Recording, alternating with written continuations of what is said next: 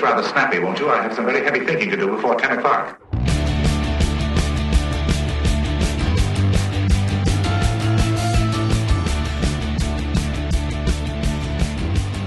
Hey, welcome to another episode of Get It Right Texoma with the trio. It's Mike Hendren, Terry McAdams, Trey Sralla. We are glad to have you back with us once again. Welcome. And this podcast being brought to you, what's being recorded in the MacTech Solutions podcast studio. We're located at 4020 Rhea Road. That's where MacTech Solutions is. 4020 Rhea Road, Wichita Falls, Texas, Suite 3B, Finishing Touch Plaza, as it has been known since about 1827. And anyway. Ironically, Finishing Touch is no longer here. Yeah. Yes. It feels like it's been a long. It has been a long time. I don't know if it's been quite that long, but it's been a long time. And also it's brought to you by Lollie and Pop Sweet Shop, lpsweet.com, the website, also on Facebook, Lollie and Pop Sweet Shop, and Eddie Hills Fun Cycles at 401 North Scott in downtown Wichita Falls. Get them online at eddiehillsfuncycles.com. Been around there since 1966. And I have your power sports needs. Yes, and I have fun riding my Hustler lawnmower. There you go. Zero-turn mowers as well. Yeah. There you go. Telling you, those are hard to beat. It's been a while since we've kind of told everybody, what do we do here? I mean, just in case somebody's a new listener, I think we ought to just kind of lay out a little bit kind of what we do. Well, we talk about local events and happenings, local headlines, regional and state and national headlines. Pretty much whatever we feel like talking about. We want to be your go-to source for local Texoma news. Yeah, we do. And happenings. We do. And then a little bit of, hopefully we entertain you a little bit. Yeah. A little bit of humor, a little bit of politics and stuff in there. But really, that's the thing. We really want to be your go-to source. We want you to keep you informed of what's going on. And then, if you have any ideas of guests and topics and things, just leave us. We should be pretty easy to find. I mean, we have a Facebook page that's at Get It Right Podcast is what you would look for. I haven't renamed it to Get It Right Texoma, so I'm thinking, I don't know, we're working out kind of the branding and all that stuff here, but you just let us know there. Certainly you can stop by any of our, you don't have a location, but you can certainly just call. Flag him down. If you see a dark blue Ford running down the road, just flag him down and see if it's Mike. And or you see me in a store somewhere, walk up to me and tap me on the shoulder, but please don't kick me. Show up to one of his open houses. Yeah. So, but anyway, haven't one this weekend. We just want some feedback on what you'd like to hear about. With a bit of a focus on the local stuff, but we do have guests lined up. We're a lot of the people that we've had on the radio show. We're lining up, and we have had already. We've had the WFISD. Superintendent, the mayor, leader, CEO of Chamber of Commerce, right, and Mickey Fincannon, County Commissioner. So we do have a couple of city council candidates coming up. Two guys that are running for the at-large seat. Yeah, so it's one of those deals. We're getting people on the show. Sure. Right. That's not that difficult. So. But most importantly is that you share it and tell people, help us grow this, because this is a unique thing. That's why we kind of, when we have the opportunity, we've been kind of planning this for a number of years, and we finally have the opportunity. It's all about bandwidth, right? I mean, it's just some circumstances changed, and it's like, hey, we pivoted, and now we're here. So, here we are. So we're ready for you to help us out. If you don't mind, we really appreciate any help we can get from you. So like and share, yes. And one thing I try to bring a little bit of tech perspective on some things. A little, you're way tech. No, seriously, and I mean that with all sincerity. You're way deep in the tech perspective. You're a walking encyclopedia of tech stuff. Right. So I just and again we try to provide a local spin on all of our topics, including the tech and for politics and just happenings around in Wichita Falls, in this area, Texoma, obviously. That's right, Texoma. So not the other Texoma. This is the best Texoma. Not Lake Texoma. We're talking about Texoma. Yeah. This is it right here. This is it. This is where it all happens right here. All right. Pardon me. Had to clear my frog in my throat there. All right, we're coming up May 3rd to May the 12th. The big Wichita Falls Fair at the MPEC. It's going to be Monday through Friday from 5 to 10 p.m., Saturday from 1 until 11. And they'll have, state fair-esque rides and carnival games and some food. sort of bubble thing. We looked up last time when we were talking about it. It's called the Big Fair. The big fair. That'd be better. I mean, because most people, if you just said, it's just a little fair, probably wouldn't show up. No. Yes. Or kind of fair. Yeah. Or very unfair. or partly cloudy. There you go. That was right. Anyway, it's a stupid Weather weather reference there. Yeah, He brought his inner Skip McBride out. I don't know. Speaking of, I'm working on him. Yeah. Getting him Skip would be a great guest. Yeah. Now, for those of you that happen to be watching that aren't from the local area, Skip McBride was a local meteorologist here for Celebrity KFDX TV for, I don't know, 30 years probably. Long time. Yeah. Skip was brought here by the U.S. Air Force back in the early 80s, and he liked it here so much he retired here and stayed here. Raised his family here. Yeah. And so Mike and I went to school with his daughters. Yes, we did. We sure did. So, at any rate, I think he'd make a great guest. The guy's got I'm going to invite him right here because I had intended of knowledge. Yes, I had intended on doing it. And he does he does forecasts on his Facebook page. I know. And I'm trying to get him to do it on a more regular basis. He should. But he should. But I got him I gave him a little gift and gifted him a webcam so he could do it. Okay. He's doing it. I'm proud of him. And an organization that Trey is deeply involved with, the Redneck Culinary Academy. You've got your RCA, you call yourself. Yes, Redneck Culinary Academy. The name of Academy is we don't teach or anything like that. That's kind of just, I guess, a joke a little bit. But it's a bunch of guys that get together and we cook, do a lot of cooks for first responders, volunteer fire departments especially, veterans and that sort of thing. In fact, last week we had our big with the hog hunt, and the big country veterans go to Truscott, Texas, which is a little ghost town. Yeah. It's about an hour and a half from Wichita Falls, out between Benjamin and Kroll, if you're familiar with that part of the world. Yep. And they bring veterans in and they shoot hogs with out of helicopters. Yes. Which is completely illegal if people go, oh, you doing that, or, oh, it's horrible. Hogs are an invasive species. And they are doing all these ranchers around there. You got the Spike Box Ranch, the Circle Bar Ranch. These veterans are doing them a favor by killing some of these hogs because there's so many of them, and they actually ruin the ecology. What people don't understand is these hogs come in and they run off your deer, your ground squirrels, and all of the ecology, the natural ecology and habitat of your wildlife. Right. The hogs change that. So killing them is the best thing that you can do for ranchers and that sort of thing. Not to mention the hogs do hundreds of millions of dollars in physical damage to the property. Yeah, absolutely. They tear up fences. They destroy crops.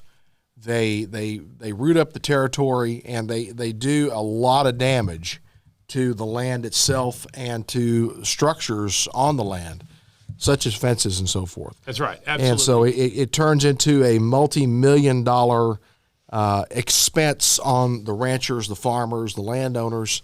And that savings gets passed on to you, by the way. Yeah. And higher prices of beef and crops. Sure does. So anyhow, Big Country Veterans is a big organization. They bring all these veterans in. And Redneck Culinary Academy goes, and we cook for 3 days. We cook a Thursday night, and we cook breakfast, lunch, and dinner on Friday, and breakfast, lunch, and dinner on Saturday. Yeah. And it's a big event. A lot of our members go. We're based in Wichita County, where our headquarters is in Burnt Burnett, Texas. But if you're interested, hit me up, and I'll get you an application. It's like I said, it's a great group of guys, and to cook. We enjoy each other's company. Everybody, we pride ourselves on having really good food, and food safety is a big thing, and it's just a lot of fun. So if you're interested in that, hit me up. Well, let's see here. Where do we start this morning? We got a trove of stuff. Well, let's hit a couple of local items here. Child Care Partners hosting the second annual Arthur B. Williams Luncheon for Working Moms on Thursday, May the 2nd. It's going to be at the new Delta Hotel. Which is a great facility. If you've never been in there, go check it out. Beautiful, beautiful. Arthur B. Williams was the first female Wichita County Justice of the Peace, the first black woman to serve on the Wichita Falls City Council.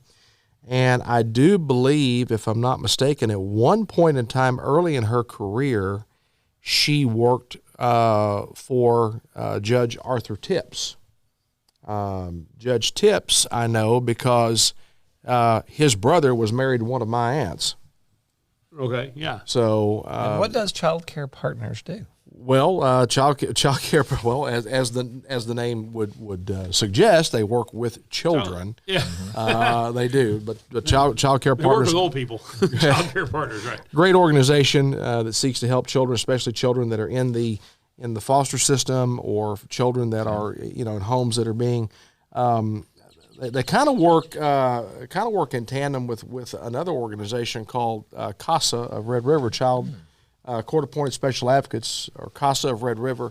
I actually sit on their board, and so there's a little bit of overlap, if you will, in some of what we do for children in the area. But Arthur B. Williams was a big advocate for organizations like this, and a big advocate for children. And she was a very influential person in our community. Very, very much and so. did a lot of good in that Justice of the Peace role. Yeah. She did a lot of good for young kids, kids who were troubled kids or maybe starting to go down the wrong path, and Arthur B. would straighten them out in a lot of ways. And even after her retirement, she was a volunteer. I would see her all the time at functions when I was on the school board. Yeah. I would see Arthur B. at so many things. And a wonderful lady, just to sit down and listen to her talk. And I used to enjoy going over to Grandma Ferris's house with Charlie Ferris, who's actually was the first female black lawyer in Wichita Falls, and her mother Roberta Ferris, who I think she lived to about 107 or 108. And I used to go over to Mrs. Ferris's grandma. I called her Grandma Ferris. Go to Grandma Ferris's house sometimes, and Arthur B. would be over there visiting and stuff. And it was just a wonderful experience sitting down and listening to those women speak and the inspiring messages they had in the past and that sort of thing. So, really special lady. Yeah, and they had a lot of stories and a lot of wisdom to share. Absolutely, no doubt about that. Wichita Falls ISD Teacher of the Year, an elementary teacher, Angela Christian, fourth grade teacher at Crockett, and then a secondary teacher, Jennifer Briscoe, teaches algebra at McNeil, and they've both been named Teacher of the Year at each of their respective schools. This used to be one of my favorite things to do every year when I was on the school board. We used to get to go to the Teacher of the Year banquet. And you choose a secondary and an elementary and a secondary Teacher of the Year. And it's a great thing. All these teachers, it's good for these people to be recognized. There's so many great teachers, not only in the Wichita Falls ISD, but our entire Texoma area. Yeah. And so this is a good time for recognition. And then they actually go on to go and compete in the regional competition, and they can go to state. And we've actually had several Texas State Teachers of the Year in the Wichita Falls ISD. Pretty cool. Yeah, and some administrators as well. So it's just a great thing. So if you know Angela or Jennifer, reach out and say congratulations, shoot them a message on Facebook or whatnot and say congratulations, way to go, because they are the best of the best. And let me tell you, they're not the best out of a field of crap. They're the best out of a field of really good people and really good teachers. You hear a lot of stuff all over the country, and yeah, I'm a conservative too, but I get a little sick and tired of hearing about all these people talk about how horrible the public schools are. Okay, they may be shit in Seattle, and they may be crap in New York City, and they may be crap in Los Angeles and stuff. They're not crap in Wichita Falls, in Holiday, in Iowa Park, in Burke Burnett, in Ranelette, Oklahoma. And they're not crap. Our schools around this area are good, solid schools. It doesn't mean that we don't have a few bad people. It doesn't mean that everything's perfect. No. But I will tell you, the craziness you hear, most of the craziness you hear does not occur here in Wichita Falls or in the surrounding, in the Texoma area. Yeah. The people here are not teaching DEI and teaching a lot of that sort of stuff for the most part. I'm not saying you don't have a bad apple here and there, but they get weeded out pretty well up in this area. Right. So, anyway. Yeah. Here, it's not about education. Here has never been so focused on political agendas that they've lost sight of teaching. No. And every once in a while you get somebody like that, but a lot of times they get rooted out pretty quick. Yeah. Oh, yeah. Yeah. A lot of they find the door in a hurry. Well, a lot of professions it's self-selecting in terms of coming in. You think you want to do this, but then for various reasons, and maybe you're better off going to a different school district, and maybe you fit better in a certain environment. And so it doesn't mean you can't be a good teacher. Just there is a community, and there's certain local expectations that might not be in another place. So it's just like it's in any profession. Sometimes people find they think it would be a good fit for them. They find it's not. Yeah. So they move on to something else, and you can find that in any profession, in any career field, in anything, Everyone's not cut out for everything. Well, there was a survey done some number of years ago that said that they looked back at bachelor's degrees and what field the person who got that bachelor's degree was working in, and it's like 60% or something didn't even end up working in the field that they got the degree in. I've never been in law enforcement. Yeah, well, so mine's not directly. I have an elementary education degree. I never taught, but it's also a focus in on the IT or the computer side. So my master's is in computer education. So I got a PhD. 2 sets of post hole diggers in the garage, in fact. Anyway, piled higher and deeper. and many would argue I'm really good at that too. Yeah. I know how to pile it on. A lot of times, a college degree is just look. And I told my kids this. All my kids went to college. A college degree, first off, doesn't mean you're brilliant. Nope. But the two things you have to graduate with a bachelor's degree in college, you have to have some sort of dedication. Yeah. You have to learn some time management. Because no matter who you are, unless you're just some savant, you're going to have to study. Yeah, I didn't study my freshman year at all. By the time I got to my junior and senior, I had to study. Yeah. And you have to be at least average intelligence. You can't be a 80 IQ and pass a college curriculum. All right. So all of it, what that does tell an employer is if you have a college degree, what that tells an employer is this person has at least dedicated themselves for 4 years. Well, it took me 9 years. Exactly. Because I worked full time too. That they've dedicated themselves to a certain amount of time and sacrificed a certain amount of time to reach a goal. You finished something. Right. Exactly. And so sometimes that's what you need. It's not what the degree is in. Right. It's that they have it. Yep. Yeah. So. And I'll be honest with you. I really believe that we need to change the way we're doing degrees. I think a bachelor's degree, I think this whole well-rounded, college has gotten so expensive, and there's a lot of reasons, and that's a whole nother topic. Yeah. But I think the fact that we're trying to make sure this well-rounded student, that's a load of crap these days. Mm-hmm. We have computers. We walk around with computers in our pockets. Sure do. Not everybody needs, if you're a criminal justice major, you don't need algebra. No. You don't need art appreciation. Let's be fair. I think you should be able to get a bachelor's degree in 2 years that is focused on focus more on your tract. Amen. I think they've got a 2-year degree for that. I think the community colleges that in many cases have that and or a certification process. Yeah, but they're not focused on a tract. The community colleges, most of them are basics. Well, yeah, most of them are basics. Here's how you can simplify the whole process, guys.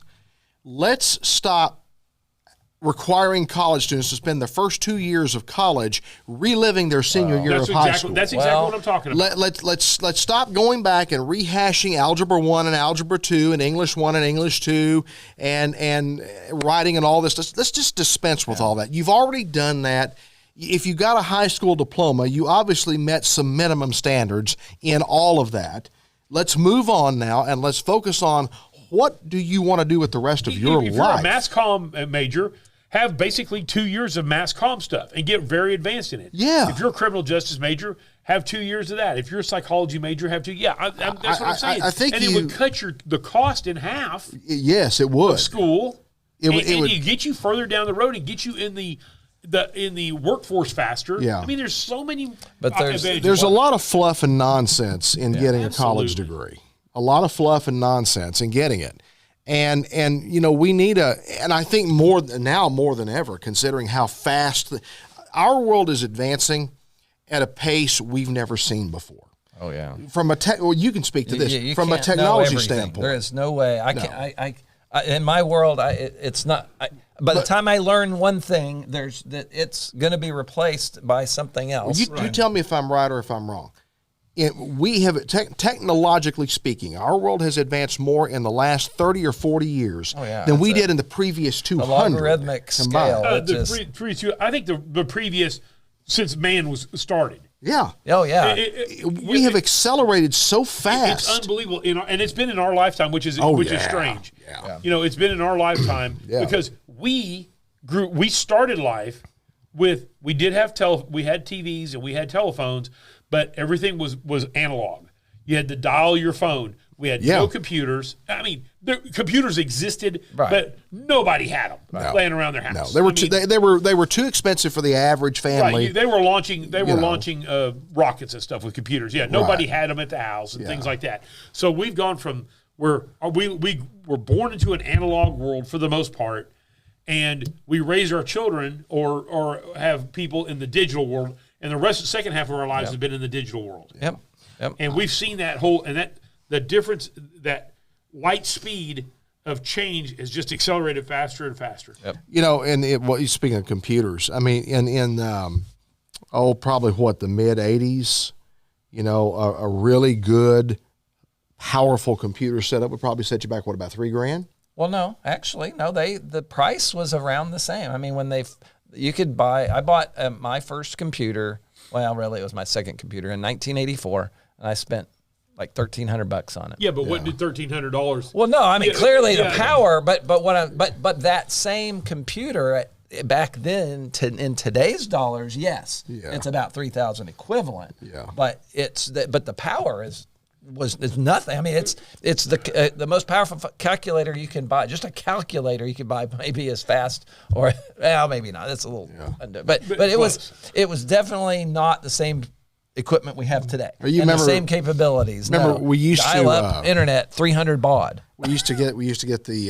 the little catalogs from like Radio Shack, you know, or Edison's or some other store, you know, and you look through those old catalogs, and everything in that catalog, electronics wise, now exists. In these. Oh, absolutely. Every single thing exists in your phone. It's not a radar detector, but it is. It's a navigation device. Yeah. Remember we had the TomToms? Oh, yeah. I remember getting a Tom. I remember buying my dad a TomTom for Christmas. And it's your MP3 player, your cassette deck, if you will. It's your record player. Your record player. It's it's a communication. It's your walkie-talkie. Yeah. It's a phone. It's a mess. It's a pager. It's a messaging device. We bought a Garmin. You remember Garmin? Garmin, yeah. We bought a Garmin back when they first came out, and I mean they were expensive too. Oh, yeah, it was high. You know, but it was like, how cool is this? We don't need a map anymore. You know, we can travel and not need a map. And within less than a decade, that technology was completely obsolete. Yeah. Within less than a decade, it was totally obsolete. And think about it too. The like my 2015 Honda Accord came with a satellite or had a navigation system in it, which you don't need anymore. GPS. And I've never used it. And they of course want me to spend $150 to update the maps. I'm like, no, I got an iPhone.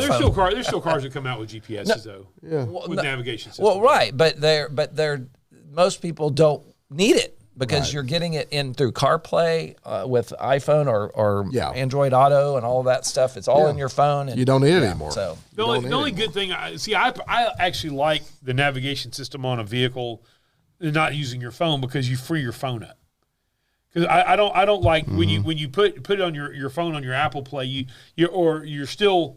Because we've traveled that way, my wife and I have, and she's had her phone and she's synced it up, but then somebody calls you and it screws up the deal. I kind of like the navigation system on board. I prefer that. If you had she's the iPhone, but I've not had any problem with it. It works real well for me. I just went to Dallas the other day, and we use it, of course, big time there. And I just like to have it on for the navigation. Even I don't know if that's a guy thing.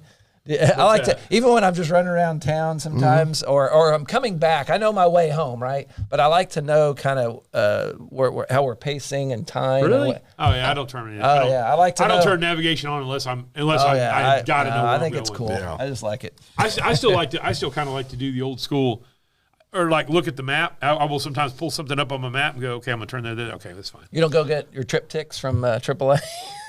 No. Do you remember those? I don't use my Maps Go. Yeah. Did you ever do AAA at all? No. Okay. Well, they used to. Yeah, you could call up, tell them, hey, I'm going to travel from here to here, and then they went to this big board of all these little snippets of the map, and they would track your path, and they would highlight it for you and everything, and you could either mail it to you, or if you had a local office when they did. Did they ever have a AAA office here? I don't recall. They had plenty of AA offices here, alcoholics offices, but not AAA. Double A. Yeah. By the way, there are people who have this great memory, and I have a really good sense of direction. But there's a guy I work with, and the first time I sent him to go pick up some stuff, I gave him a map or whatever like that, told him where it was. He came back, and he recited to me every turn he made. And the next time I sent him, I said, "You mean?" He said, "No, I know." And he told me, "Here, I'm going to go here, down this road. And I mean, a lot of it was highway, which was not that hard. But even when he got close, because it's in an industrial area, he was picking up some go-karts. Yeah. He was telling me what streets he was turning on in those industrial areas, going from one time. Like I said, I've got a good sense of direction. That guy's crazy. That's somebody with a photographic memory, though. Yeah. That can remember fine details. And the memory, too, you go with it. It's pretty nice to call people a bird brain. Well, but he's about 6'4". I'm going to tell him you called him a bird brain. Well, I call my wife that because she just knows, she just feels the Bill? direction. His name's Terry McAdams. Well, they get the component of the bird brain. Yeah. But anyway. The navigational of the bird brain. Yes, yeah. Because bird brain used to be traditionally has been a derogatory term. Yes. You have a tiny little brain. Yeah. Hey, it doesn't matter how big your brain is, it works well. I'll tell you what, though, birds, and they have an impeccable sense of aim, because I guarantee you let me wash my car, they're going to find it every stinking time. Have you ever actually gotten hit by bird poop on your part? Yes. I was at Disney World, and one of the damn seagulls. Yeah. Yes. I got hit playing baseball one time. I was in the outfield. Yeah. I was like 12 years old and embarrassed as hell. Yeah, well, I was just walking through Disney World, and then I felt, they're flying over you and stuff, because people feed them all the time. I can't remember who the player or the team was. A professional baseball player, pitcher. He throws a pitch. Oh, yeah, and he hit the bird. Randy Johnson. Was Randy Johnson. Bird. Feathers. Yeah. Nailed that bird. Because Randy Johnson threw heat. Well, yeah, over 100 miles an hour. Yeah, he was because he was about 6'9" or whatever, and had arms longer than to keep Baby Mutombo, and could sling the hell out of that ball. Well, this was big, and then that bird never had a chance. Yeah, well, I've never seen. By the way, you talk about water. You talk about you said did you get hit by a seagull or a pigeon? Seagull. Yeah, I've never seen bigger seagulls than I have in San Diego, California. They are massive. Yeah, I mean, wingspan on them, huh? Holy smokes, these seagulls are huge, and they make a good turkey dinner. I don't know how they eat, but you could instead of going and buying a turkey, if turkey's got too expensive, just go knock off one of those seagulls, and you can stick it in the oven and tell everybody it's turkey. It's huge. Well, and what's weird is there a lot of them are further inland, like in Disney World. They're inland. Disney World's in the center of the state or the middle. Yeah, but it's not too far from. No, but it's just weird that you see them occasionally flying in. It's weird. It's like their navigation was off. I don't know. Disney World's Orlando. Yes, Orlando, right? Yeah. This Disneyland, that's. Anaheim. Oh yeah, that would be right. Yeah, Disneyland would not. But Disneyland is not that far. It's really Anaheim. not. Yes, it's not on the coast though. No. But it's you're probably 20 miles in. Well, Orlando's definitely well inland, but but oh well. Yeah, but if you want to drop $10,000 in a hurry, Disney World, baby. Yes, that's where you go. It's an expensive trip, man. I guess we probably ought to wrap this episode up, shouldn't we? I guess so. Are we close? We're not quite over 30 yet. We're not quite over 30. Okay, well, real quick here. Let's hit something here real quick here. Marjorie Taylor Greene going after Mike Johnson again, the Speaker of the House. And if y'all remember, we went through this last year. This whole rigmarole with the Speaker of the House. It took 3-4 rounds of voting. It took a long time to finally get Johnson in there. What exactly is going on with her? I mean, I get she's a firebrand and she's very passionate and all this, but we're already, what are we down to, a 1-seat majority in the House now? Yeah, what people Basically, need to realize is, look, I'm good with being a firebrand. I'm good with being passionate at what you do. But there comes a point when you have to understand you work in a body. You're not the CEO. You're not making all the decisions. Yeah. You have to work with people. And when you start digging your heels in, this happened a little bit with some of the Tea Party people when they got down in Austin and stuff like that. They would dig their heels in so hard on so many different levels that you get to where you stop things and things don't happen. You can't get anything done. You can't get things done. And I'm not a fan of hers. Like I said, I appreciate that I don't think she's full of shit. I think she believes what she says, but you got to be able to work with people. Well, and I don't think she's willing to do that. And you got to give a little bit. I understand. I know she's angry over House Republicans siding with Democrats on things like, for example, the Ukraine issue with sending more money. I don't want to send Ukraine any more money either. I'm over it. I'm done. I really want to stop. Enough is enough already. We have sent billions of dollars to Ukraine, and there seems to be no clear goal or path from our end as far as what do we get out of this? What happens here? We probably ought to pick that up in the next, because I got a bunch of thoughts on that. I think we will. You want to just pick that up in our next podcast? In our next podcast, we'll get into that more, because that's getting into the weeds a little bit. I know. Yeah.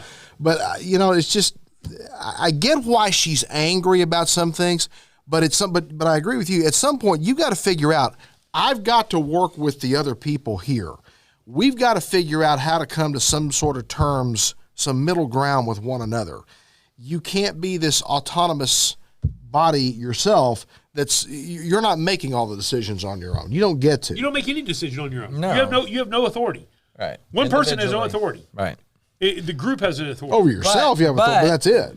But you have what I'm saying is you don't have authority. You can't make a rule, you can't make a law, you can't do anything on your own. Right. You have to be able to count to a majority. The closest you can come, it would be that the Speaker of the House has the authority to decide what comes up and what gets the Speaker has the agenda. Authority. The agenda. The Speaker does have some authority, but an individual member of Congress does not have a whole lot of authority. But even then, he can't pass anything. No, they can't. They can't pass a law or whatever. There are others help. It really makes me wonder. Where are we going to end up in November here, guys? That's another I think major this is, question. and I actually think this is detrimental, because I think these are people. Republicans are looking at this and going, they're so damn dysfunctional. They can't get anything done. Yeah, I'm just going to stay home. But on the other side of the thing, listen to some of these Democrats. It's like they're fine with just perpetually financing a war between Russia and Ukraine. Guys, it's got to stop somewhere. Right. You can't just keep shoveling money into a black hole. Like I said, let's pick up the Ukraine thing on our next podcast, because there's a lot to talk about. We will. We'll do that. We're going to wrap this one up here, guys. Thank you for joining us on this episode of Get It Right Texoma, brought to you by Eddie Hills Fun Cycles, 401 North Scott, downtown Wichita Falls, MacTech Solutions, 4020 Rhea Road here in Wichita Falls, Suite 3B, and Lollie and Pop Sweet Shop, lpsweet.com, the website, and also on Facebook as well. Really good cookies. Cookies. And I am a cookie nut, so I guarantee you I'm a cookie aficionado, and they've passed with flying colors. Baby. And a chocolate meringue pie that borders on the illegal. I'm just saying. Anyway, until next time, guys, take care. We'll see you down the road.